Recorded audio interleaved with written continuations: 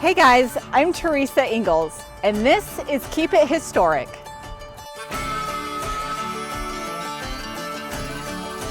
Today I'm at the historic Wynne-Russell house in Lilburn, Georgia.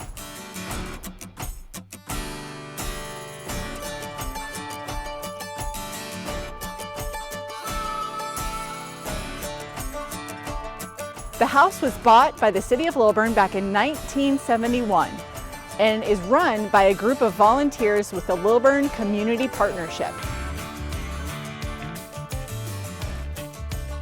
Today I'm talking to Shannon Byers, who is the historian with the Historic Preservation Board that runs the house.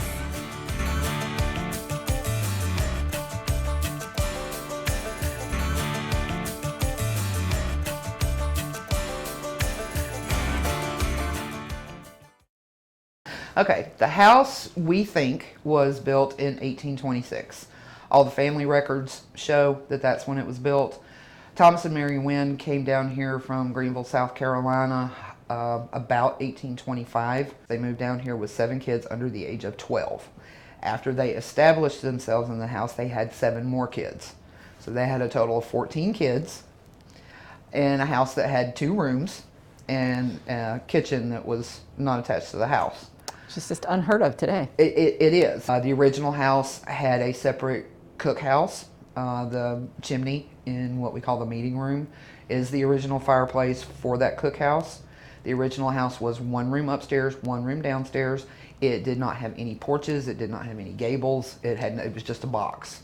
When we do the open house tours, I always start with everybody in this room. Oh yeah? So that I can show them that this was the original back wall of the house. So you had to go out this back door to go through the yard into the kitchen. Everybody's like, why do they do that? Detached house. Most people don't realize because they had to keep a fire going in the kitchen at all times. That was a really good way to burn down your house. Because like I say, the original house had no front porch. It had no back porch. It had no gables. It just had a flat roof. I was wondering if they had slaves on this property. I assumed, given the date, that they did. This is 1850. And if you notice, it's a family. You've got the mother and the father and the mother, and then the stair-step kids. Thomas died in 1839, so she ran the plantation from 1839 to 1866 when she died. Now, do you know, once they were emancipated, do you know what happened to that family? They are not there on the 1860 census. There is no slave schedule for the property when Mary still owned it in 1860. Now, that could mean one of 2 things. She freed them, or they went to Alabama with the big chunk of kids that went over to Alabama. Mary died in 1866. The house went to her son Robert, who was married to a woman named Martha Russell. They had 12 kids in this house. They did the Victorian renovation in 1884, where they connected the kitchen to the back wall of the house and then started dividing up the rooms. Robert and Martha decided they wanted to move to Clayton County about 1878, so they sold it to Martha's brother, Nathan Russell. He and his wife moved in the house and had 10 kids. When Nathan died and it got divided up, the kids drew lots to see who got what, and George and his wife, Miss Mary, got the lot of house on it. They had 7 kids in this house.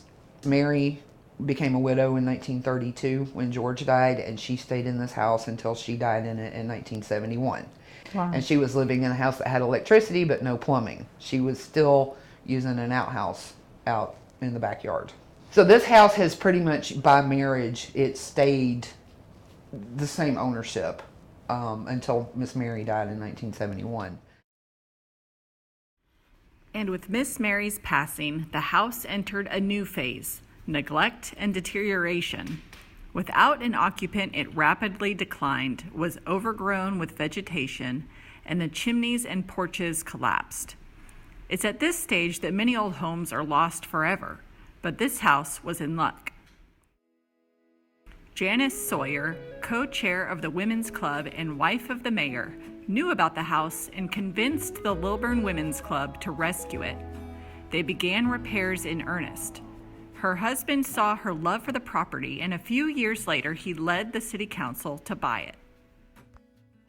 Or he went to city council and on behalf of his wife, please buy this house so we can restore it. And they did, and they voted to approve to buy it.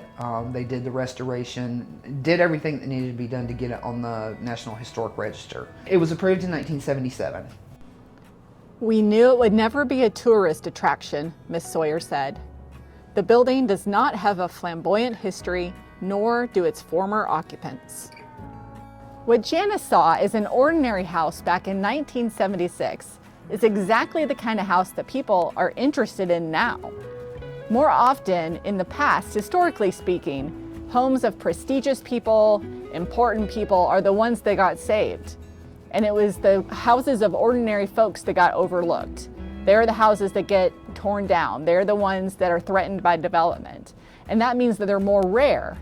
But people are more interested in those kinds of homes now, because the truth is that most of us are non-famous, ordinary folk, and we're interested in seeing what it was like for the common person to live in the past. But it's exactly because these kinds of houses are more threatened by development that it takes a committed group of people to make sure that they're saved. Janice Sawyer and Dolores Proper were the two main women that headed up and did all the work. It kind of in the style of Miss Mary's Grit, we're gonna save this house. This house needs to be saved.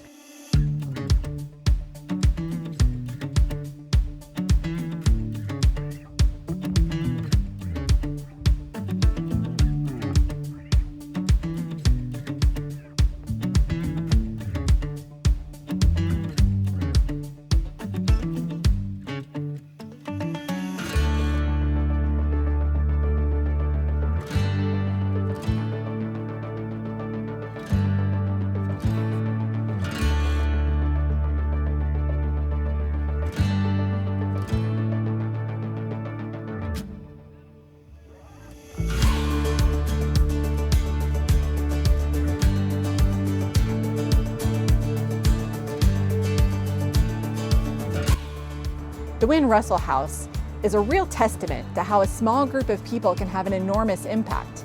But the continued preservation of the home is up to the community. Showing up for volunteer events, fundraising, those are the kind of things that are going to make sure that this home is preserved for generations to come.